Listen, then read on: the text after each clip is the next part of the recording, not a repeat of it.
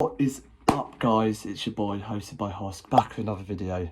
For this video, this is hopefully going to be one of my last sit-down videos for the moment, because as lockdown's just finished, and I'm not gassed because I've got a fresh trim for the first time in a month. Copped some new garms, you know, Boohoo Man, sponsor me.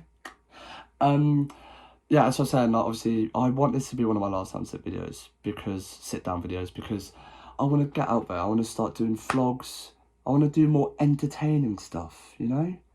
Make you guys more interested in my videos, because, yeah, I feel like these videos get a bit repetitive, but I'm still informing you guys on certain topics. And this topic, what I'll be doing in this video, as you see by the title, it's about growing up on social media, technology, and how it can affect people in our generation. From like late 90s, 2000 babies, so on to this date. So yeah, let's just get straight into this video. No point messing about. So the first point is a very obvious point, which is the fact that nowadays you can, whenever you want, wherever you want, you can connect with people all around the world on a certain variety of apps and platforms. Like apps, for instance, like Snapchat, Instagram, Facebook, FaceTime, Skype, even like gaming consoles like Xboxes, PlayStations, gaming PCs, etc, etc.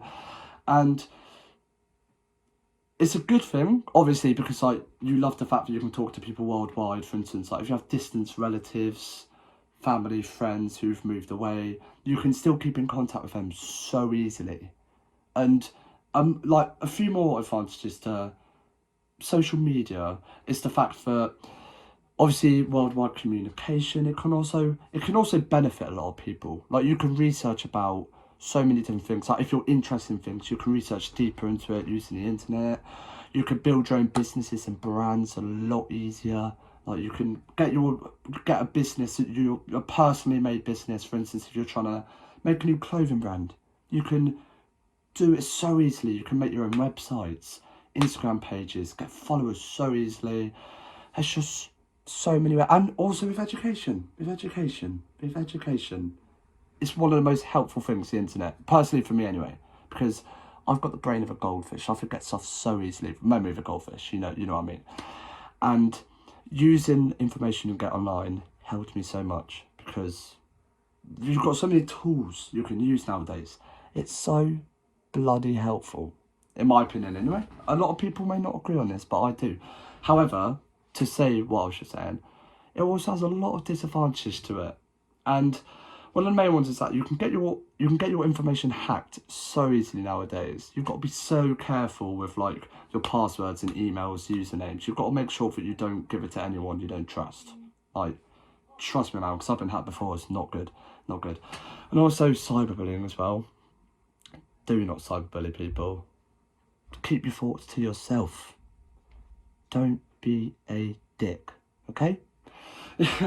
And also it could be a severe distraction for a lot of people. For instance, if you're trying to crack on with assignments, for instance, if you're at uni or college or school, or if you're trying to get stuff done, social media is such an easy distraction. Like, to be honest, I do get distracted sometimes by social media. That's why I try limit the amount of hours I go on it a day. Like, you need to do that. You need to make sure that you're not always on your phone 24/7, because you want to be able to live without it. And that's what I can't stress enough to people. You can't always just rely on your phone for, well, anything in life. You just got to get out there and experience life yourself without a phone.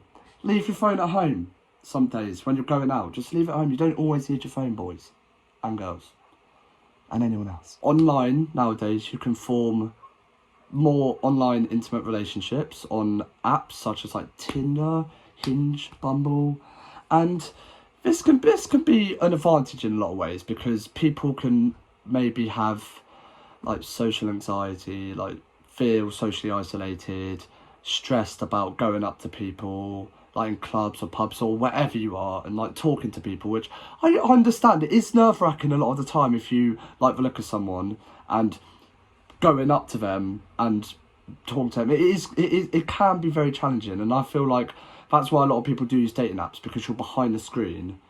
You have time to respond. For instance, with face-to-face, you're going to have to think of responses, chat-up lines, words on the spot. And I feel like that's where a lot of people fail in that aspect. And it is hard. I give it to you. It is hard to do it face to face a lot of time, and I feel like a lot of people do use dating apps, social apps in that aspect, because it allows you time to respond to them how you want to in the best way that you think you can. It also allows you to like build up a good profile, your likes and dislikes, videos, photos you want to use, etc. But it can also be quite bad because you can get catfished like quite easily nowadays, and also the fact that personally with me, I prefer meeting people face to face. Personally, that's what I've experienced in the past to work more, because meeting someone face to face, you learn more about them quicker than meeting someone online. Personally, that's what I think. Like 20, 30 years ago, all of these apps, the internet, all these different phones, technology, laptops, etc., they weren't really a thing. So the way that you would form friendships, relationships, etc., people would be through going out, going to pubs, clubs, social hangout areas, concerts, events, after school clubs, stuff like that. And you'd really form proper, true connections with people, because it would all be face to face. It would all be like genuine, not online chatting, fake, behind the screen, etc. And it just feels a lot more real. And you'd worry about the smaller things in life, instead of worrying about how many likes you get on Tinder if you can get more than your friends, or how many followers you have, if you know what I mean. It's just better. Something I've personally liked to do is listen to a lot of stories from my dad, my mum, my grandparents, elder relatives, about how they grew up, about how life was before technology, and about how they've told me all these different stories about just how mad it was, how the only way they could actually communicate with people when they weren't with them was with these like massive like brick like Nokia phones, which I'm sure all of you guys know. I'm telling you information you already know, but it's just mad to think that in the past 20, 30 years it has evolved that much. And I'm not saying by all these previous points that having such an advancement on technology is a bad thing, because it's not. There are so many advantages to technology, like so many. But all I'm saying is that in our generation now, we've been proven to be one of the most loneliest generations to occur. And it's hard because you wouldn't think it because of the way we can talk to people nowadays, but we are, because what a lot of people do is they'll spend the weekends sat inside on Xbox, Warzone. There's so many games out there at the moment what people are obsessed with, and it stops you from actually going out and enjoying life for what it is. Because I know this expression and this phrase is so cringe, but it's so true. Like, you only do live once, and I feel like you're only young once as well, and you've got to make the most of it. You've got to literally make the most of your young life, and that's something I've realised recently. And that's why, even so it's hard during a pandemic to do it, that's why I still try get out as much as I can, go on walks. If you guys know me like quite well, you know that I do go on a lot of walks, quite long walks, even on my own. Just listen to music. Music is one of the best things to exist. I love music. And just practicing self-love as well, because you don't want to constantly feel lonely. You want to make sure that as a youngster nowadays, you've got to practice self-love, because the only person from stopping you love others is yourself. Because if you love yourself enough, you can show that love to other people, which you guys know, which is very, very obvious. You can just make more connections with people. Go travel the world. Achieve your goals. Make goals for yourself for 2021. It's nearly the end of 2020 now. Make yourself goals for next year and achieve them. Mindset. Focus.